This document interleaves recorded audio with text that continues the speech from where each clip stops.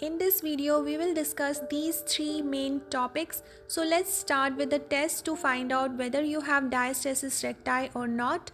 So lie down flat on mat and bend your knee. Place your feet at shoulder width distance. Keep your one hand behind your neck to have support, and from there crunch up and place your three fingers right above 3 inches of your belly button.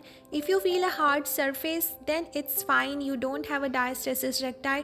But if you feel a hole in between your abs or your fingers are going deep between your abs, then you may have diastasis recti. So in this condition, first thing, we have to avoid all crunching movements which put a lot of pressure on abdominals, such as sit-ups, standard crunches, and all movement where your stomach is facing down, such as planks, push-ups, or twisting movement which put a lot of pressure on your obliques muscles and leg raises.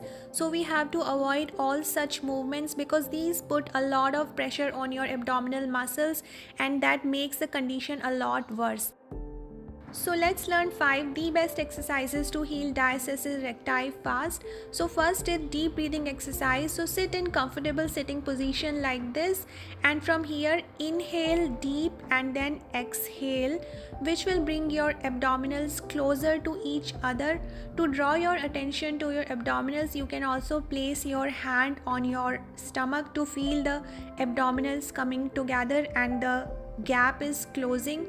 So perform these exercises for 10 breaths for 3 to 4 times, and meanwhile you have to keep your back straight, your posture as erect as possible, and you can also place both of your hands to help your abdominals coming together and to reduce the gap between your abdominals. So let's move to the next exercise, which is heel drop. For this, you have to lie down flat on the mat and keep your hands behind your neck for a better support, and from here bend your hip at 90-degree angle and your knee at 90-degree angle, and from this position you have to start dropping your heels one by one, and meanwhile your other leg will be in the same position. So like this you have to perform this heel drop exercise, and meanwhile you have to keep breathing, you have to keep inhaling and exhaling process on to strengthen your abdominal muscle, and you can also place your fingers, your hand on your abdominals to keep them as flat as possible, that the gap is closing in, and you can perform 10 reps each side of this exercise 3 to 4 times. So let's move to the next exercise, which is side plank pose. For this, you have to come on your one palm and bend your knee at 90 degree from your thigh, and from here place your elbow right under your shoulder and lift your body up and keep your stomach squeeze in, your abdominal squeeze in, and hold this posture for 10 breaths or 10 seconds, and meanwhile your body should be completely straight in one line, and keep your other hand on your waist and consciously feel that your abdominals are coming together and the gap between your abs are closing in. If you are a beginner and this is challenging for you, then hold this more high side plank. This is a little easier from the elbow plank. Keep your body in line and your knee bent at 90 degree with this as well.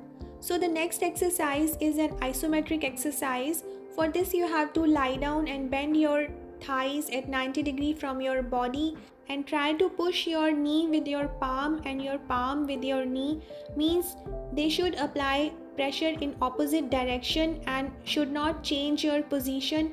So this is an isometric exercise where you will only feel the pressure on your abdominals, and meanwhile you have to keep breathing when you are applying the pressure. That time you have to keep exhaling. Hold this position for 5 to 6 breaths, and then you take a break and then repeat the process. You have to hold this isometric hold for 5 to 6 seconds or as long as you can, and for 3 to 4 times. So let's move to the next exercise, which is a bridge pose. For this, you have to lie down on mat and bend your knee, and your heel should be right in front of your fingertips and your arm should be at the side of your body, and from here you have to lift your torso up and you have to exhale in this position and hold this position for as long as you can, at least for 5 to 6 seconds, or you can aim for at least 10 seconds, and then take a break and perform this process again. Here we have to keep that in mind that as we lift, we don't have to lift a lot up and arch back. So we have to keep the body straight, back straight, and we have to lift till there where our body, our legs and the floor makes a triangle type of shape. So this way we have to perform this exercise. Also exhale when you are at the top. That will help your abdominals to bring closer and heal the gap between them. So these were 5 best exercises to heal the gap between your abs. If you found this video informative, then please don't forget to give this video a like, and thank you so much for watching.